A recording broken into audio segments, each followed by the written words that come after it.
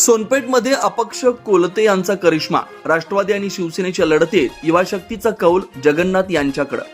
सोनपेठ तालुक्यातील शेळगाव जिल्हा परिषद गटात सध्या राजकीय समीकरण पूर्णपणे बदलताना दिसत आहे। एकेकाळी राष्ट्रवादी काँग्रेस, अजित पवार गट आणि शिवसेना या दोन बलाढ्य पक्षांमधील ही सरळ लढत मांडली जात होती। मात्र अपक्ष उमेदवार जगन्नाथ दत्तराव कोलते यांनी या निवडणुकीत मोठी मुसंडी मारली। निवडणुकीच्या रणधुमाळीत सध्या जगन्नाथ कोलते यांच्या नावाचा दबदबा निर्माण झालाय। विशेषतः युवा पिढीचा मिळणारा प्रतिसाद पाहता प्रस्तावित पक्षांच्या उमेदवारांच्या गोटात अस्वस्थता पसरली आहे। बदल हवाय या भूमिकेतून तरुण वर्ग मोठ्या संख्येनं कोलते यांच्या प्रचारात सक्रिय झालाय।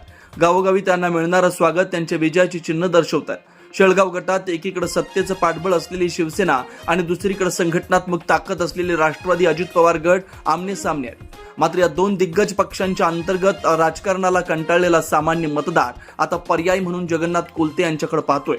जनतेचा वाढता ओघ आणि तरुणांची एकजूट पाहता जगन्नाथ दत्तराव कोलते हे अपक्ष असूनही विजयाच्या दिशेने वेगाने वाटचाल करत असल्याचं चित्र सध्या स्पष्ट दिसतं। जनमताचा हा कौल जर मतपेटीपर्यंत कायम राहिला तर शेळगाव जिल्हा परिषद गटात यावेळी अपक्ष गुलाल उधळला जाण्याची दाट शक्यता आहे। सोनपेठच्या राजकारणात सध्या हवा कुणाची तर कोलते साहेबांची, अशी चर्चा सामान्य नागरिकांकडून जोर धरते।